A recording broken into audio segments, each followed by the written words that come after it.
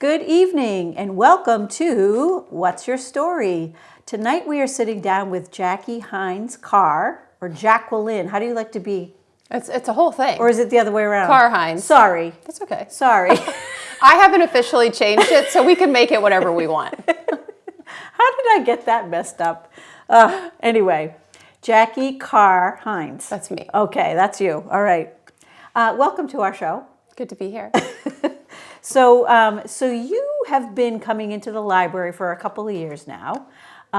You are a frequent shopper, book borrower between the Book Cellar and the children's area mostly. But you're a big reader yourself, which is very inspiring. Oh. When I see you walk around with those big stacks. I do love to read. So how did you become a big reader? That's a good question because none of my family reads. I was just with them all and they would be hanging out and I'm like, I gotta go read. And I was wondering what got me into it. And I always loved reading in the 4th grade. I remember Babysitter's Club, which they've redone. So it's been quite exciting. Yeah. And then, you know what? My grandmother at age 16 gave me my first romance novel. Oh. And I devoured that. And so, not that that was the start, but I definitely, I could stay up all night reading. Like, my husband reads a page and is snoring, and it's divine because it's my time. I got my little book lamp, and I just read, and I love it. That's awesome. And you've instilled that in your children. Yes. Yeah. As you know, they all have their own library card, and we read every night. Yes. So you moved to Kennebunkport a couple of years ago? Yeah. Where did you move from? So we were living in Colorado for almost 9 years. Okay. And then we moved here to the ocean. Wow. What brought you here? Was it jobs or you just wanted to get to the ocean? My husband and I, the summer prior, so we had our 3rd baby, and I extended my maternity leave. We put everyone in a RV. Oh my. And we drove out here. We hadn't seen a lot of people since the pandemic, and they wanted to meet our 3rd child and see the girls. I have 3 girls. Yeah. And so we did a 43-day road trip. We thought we would end in Boston, Western Mass, hit that area. And we were in Boston, and this gentleman named John was like, you must go to Kennebunkport. Oh, wow. I was like, what did you just say? And we came up, and we had we extended our trip here. There was something that just felt like an exhale. You know, we'd had our 3rd kid. We're a family of 5. We had our 2 dogs in the camper as well. Wow. And there was something about the beach, the vibration, the frequency, where Chris and I looked at each other, that's my husband, and we were like, this is a wonderful place. We need to look more. Okay, you're involved in the story. We flew back in February, and we came here with our computers. We came here for my birthday. We were like, we were serious? We can't move to Maine. We'd never been in the East Coast. And we came to this library. And Mary Lou comes in, Chris and I are on our computer, and she's like, oh, we're having a movie and wine night. Do you want to come? And I'm like, Chris, elbowing him. I'm like, we are at a library with wine. I'm in heaven. And so, I met you.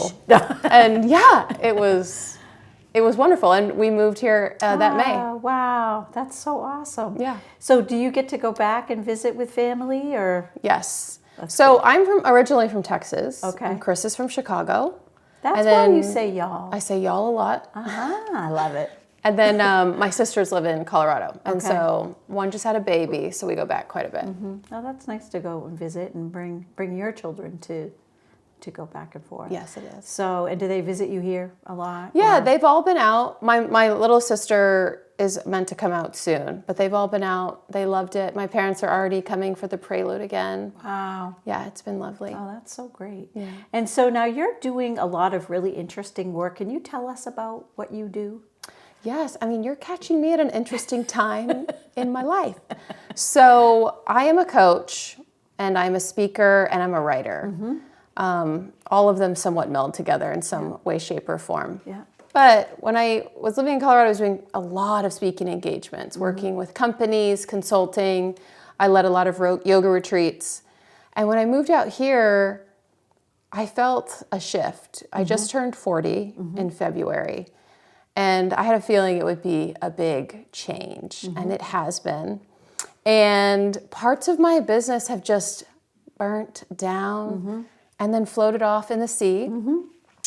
And since being here, I've really felt myself lean so deeply into motherhood, which with 3 children, I don't think I have a choice at this point. Yeah. They're 2, 6, and 8.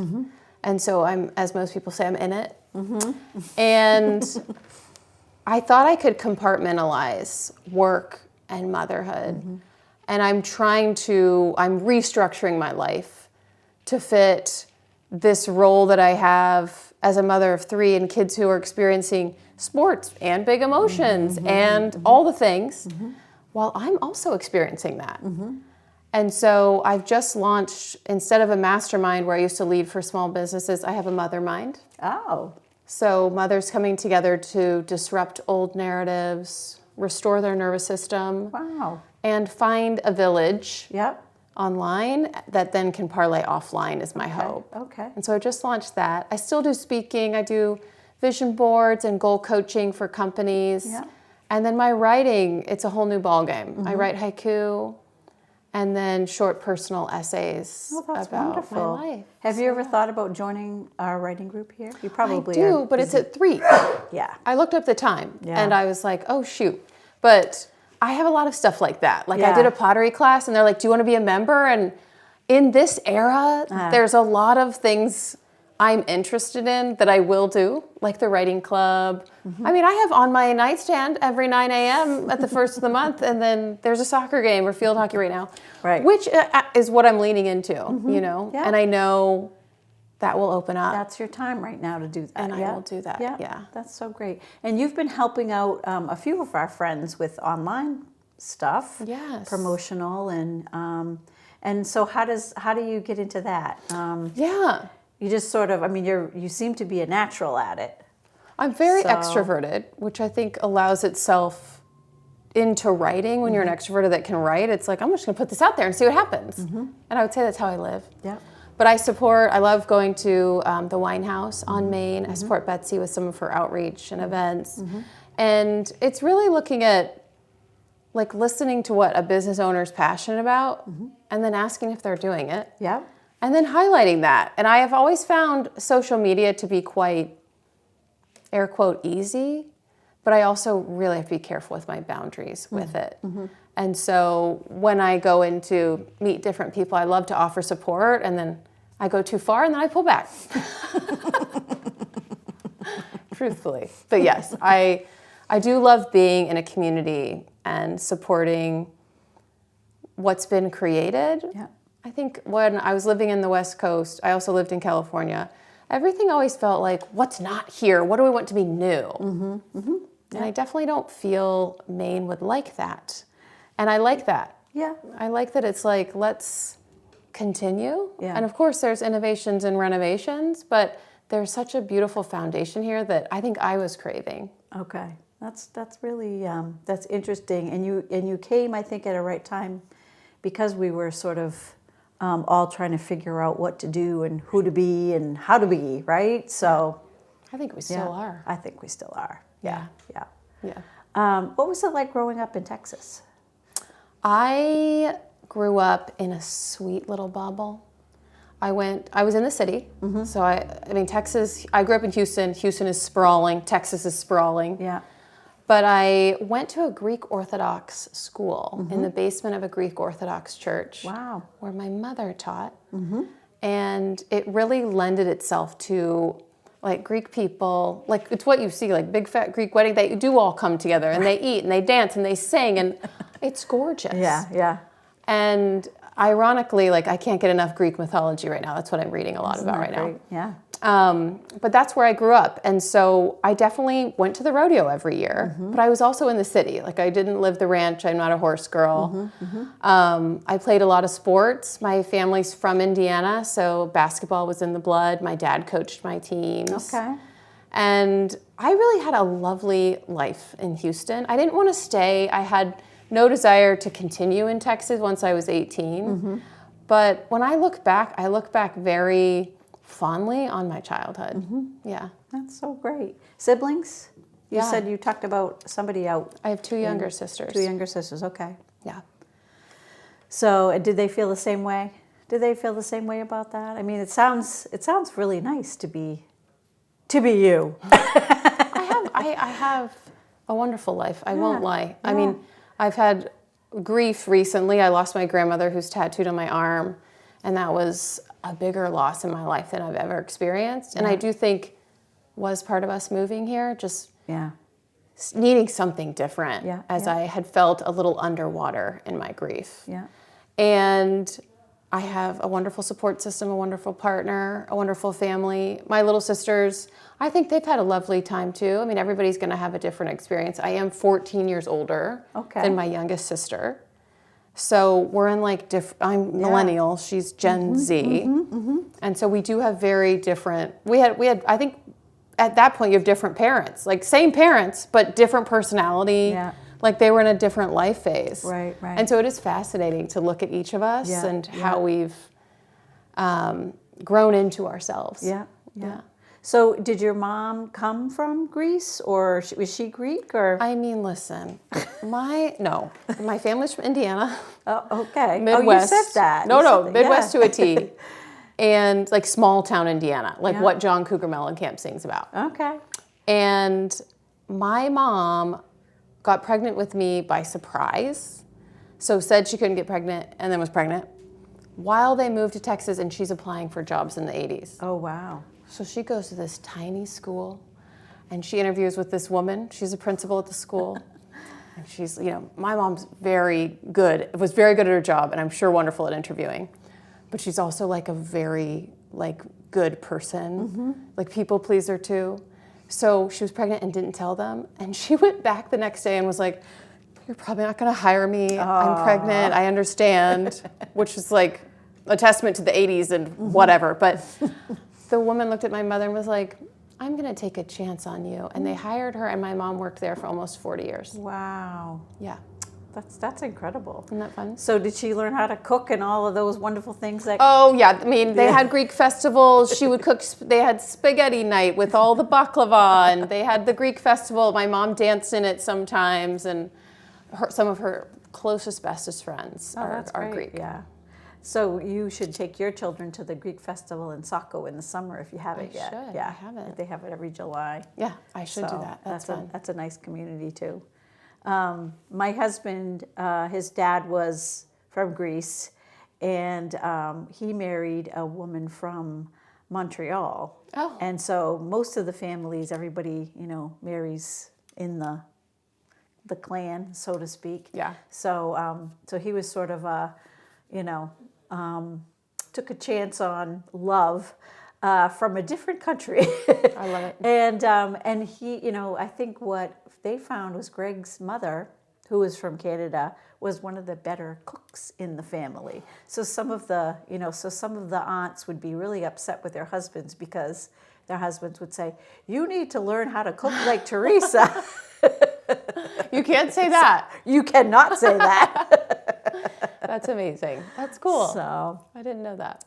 But can I hear a little bit more about what you're doing for, like you said, you're catching me at a good time. Like, what does that involve right now when you're talking to people online? Yeah. And, do you have how many people are in that network right now? I'm so glad you're asking me this, because when I was showering, getting ready, I was like, this will be good practice for me. In this, we're always evolving. Change really is our only constant. And yet we have to keep reintroducing ourselves, not only to ourselves, but other people. And so anyways, I was practicing. And so it's like, I hope she asks about this. So the mother group is new. And it's kind of like when my grandmother died, I started baking. And I hated past tense baking. And I think when she died, she was like, "I'll show you." And she gave me all of her baking skills. Ish. I'm still practicing. But I bake now, and I'm like pulling banana bread or bundt cakes out of the oven, and I'm like, this is so weird. Wow. And so now that I have this mother mind, it's new. We're in week 5 right now. There's 22 of us. That's awesome. Yeah, it's amazing. I'm really excited, but I'm also like, this is weird. I just didn't know this was a theme or a trope or a circle that I would create. I thought I'd be over here in my professional life, and then I'd be over here as a mom. And so I think it's so reflective of like what I was sharing about who I'm becoming. And so that's been wonderful. And I also have guest speakers, people from the community. Paige is one of my speakers, and I bring them in to share their motherhood mentorship as well. And so it's been really fruitful and abundant and supportive that way. And then in my coaching, that's one-on-one. So I do work, like there's women, in tech that live in Colorado or California. I work with a lot of women, like I would say, like in a transition of like going from one role to another. Okay. Like I just coached a woman negotiating her salary to become a VP at her tech company. Okay. Where she's the only woman at that table. Yeah. Or another woman in tech who just had a baby, and she's like, work-life balance wasn't existent for her. So we're talking about what matters now. Yeah. And then there's other women who it's really asking like, what do you care about? What do you want to be doing with your time? And then how do we set goals and create accountability to get there? And like, what are you doing in your day-to-day? And that's something I think Maine's really provided for me is I love the ocean and I walk it daily. Yeah. And I don't know, there's something about the seasons here that feel very, not only beautiful, but also potent, where I can ask myself, like, as the sun and the moon are now balanced a little bit with time, am I?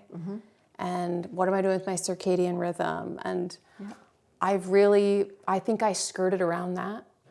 I would hustle, because that's what I knew. And I would push. Yep. I would do extra. I love extra credit at school. Yeah, I was that kid. And I think I reached a point where that actually started to cost me my health, my nervous system. Or as my child looked at me Sunday and was like, you're a little cranky today. Oh. And being able to, I'm fine to be a cranky person. I'm going to be human in front of my kids. Yes. But I don't want it to be a pattern. And that's something I am and was seeing. And so starting to ask, like, what habits are in place to get you to that person you want to be or that job or who you're becoming? And here's what I want to tell you that I practiced. I think we are in a very individualistic culture right now. And what I've discovered recently is, one, I'm not very good at doing things alone. Like DIY, other than reading. But DIY I'm not great at. And I don't think humans are wired that way. And so when we go through changes or our identity kind of feels a little shaken, whether it's, as I've experienced, loss of a person I loved, loss of my identity. When I moved here and I wasn't speaking on stages, I felt weird. And this ability to recognize that, like, the reflection, when you know my name, that mattered to me. Or when we were sick, a mom brought us sourdough bread and soup. And I just was like, why are we struggling so hard to prove we can do this alone? And so my coaching is less like, the coach that's like, this is what we're doing in the clipboard. It's more of like, here's a hand if that feels supportive right now. Or here's a flashlight if it's pretty dark. And how can we do this together? That's awesome. Yeah. That's really great. And the ladies or the women that are part of your group, how do you, is it word of mouth to join, or how does that work?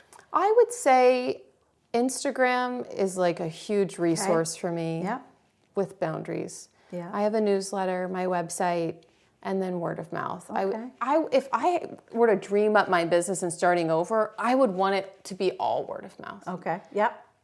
It's, the people that walk in, they're like, I heard about the library. And then now I live here. And I would say, like, those, I think I leaned heavily on Instagram, but I'd like it to be more newsletter and word of mouth. I think that will come with time. Me too. Yeah. Newsletter, how do we sign up? Yeah, it's on my website. There's just an opt-in, or I'll send you the link we could put at the bottom. Okay, and what's your website? Okay, so it's JackiCarr.com because all that rebranding is going to take some time. So just my maiden name, Jacki, Carr. Okay, good. Okay, good. Yeah, that's good. I have seen I think I've seen the website. I've definitely seen that. So Yeah. I do know how to get there, but I just want to make sure everybody else knows how Yeah, to get yes. there. I would love to hear from everyone. So a little bit about your family. So when the kids aren't in school and you have a little bit of time on your hands, what do you all like to do? Yeah. So we have our small camper. It has like little bunk beds in it. Yeah. So we did go up to our first camp in Maine. So we love nature. We love getting outside. Honestly, this weekend we just went for a walk around Dock Square and it was lovely.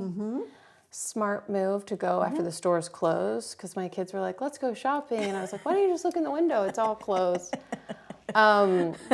We also, my family, my side lives down in Florida. So we'll go to another beach. So we actually went to Florida for 3 weeks this summer. Oh, wow. So we are beach people. Like Yeah. we go for the day. Yeah, yeah, And, yeah. we spend time with the ocean, at the ocean. Yeah. Chris and I were big hikers in Colorado. Yeah. We haven't found that groove here, but we do walk and be at the beach. Yeah. Yeah. It's so flat in comparison, right? Very. So it's quite different. Yeah. So you have to really, the easy ones go into like Mount Aggie. Yeah. And there is another one that isn't too far from here, but you definitely have to seek them out. So. Yeah. And I feel too, word of mouth, like, I also like when people like tell us like this is really cool. Like we've gone apple picking with some of the girls' friends. Yeah. And been able to experience things where people know the route and whatnot. And so I think also being curious as a family when people are like, we're going to go check out this island. Do you want to come? And we get to say yes has been really That's cool. so great. That's so great. Yeah. How does your husband do with 4 women in the house? Oh, I asked that because I am from a family of 4 girls, and my mom and, our dad he worked a lot, but yeah. we had 1 bathroom growing up. We have 1 shower. I know. So, Chris is from Chicago and was an athlete, loves like to watch football on Sunday. So even this last Sunday, it's like a struggle. Oh, okay. He's in his fantasy league and he's like, and the girls are like, and it's a whole thing. I would say he is a wonderful dad to his daughters. Yeah. And he's also a builder for a local builder here. And I think that's great because he's around a lot of, in his field, men, not only men, but men. Yeah. And I think that's a nice balancer. Yeah. He was a stay-at-home dad for a while. That was a little tricky. tricky. But I think there's some balance there where he goes to work and then comes home and yeah. Uh-huh. But he does, he is sometimes like, it's a lot. I'm like, I know. And like, I'm not from a quiet family. It's not like, it's just, I know you think I read a lot, but my kids aren't sitting around reading. Like, it's loud. And Chris is just like, it's really loud. I'm like, I know, it is. But it's so good. It's so awesome. And it's so good to see you all. When you come through the door, you always have smiles on your faces. And, we just love that you're part of Graves Library. So, Oh my God, we love thank the you. library. Thank The you. chocolate stairs and Terry and Marina are the best. They and are. We didn't know anybody when we moved here. We were here every Friday for story time. Yeah. And Terry put their pictures up on a board. It's important. Yeah, It's yeah. important. And I want my kids to know community that way. I really do. So I'm grateful. well, we're grateful for you as well. And keep doing what you're doing. I think it's just very inspiring. And thanks for being on our show. Well, thank you for having me. I was honored to be asked. And thank you all for being watching us and being part of our show. And we'll see you back here next time on another episode of What's Your Story?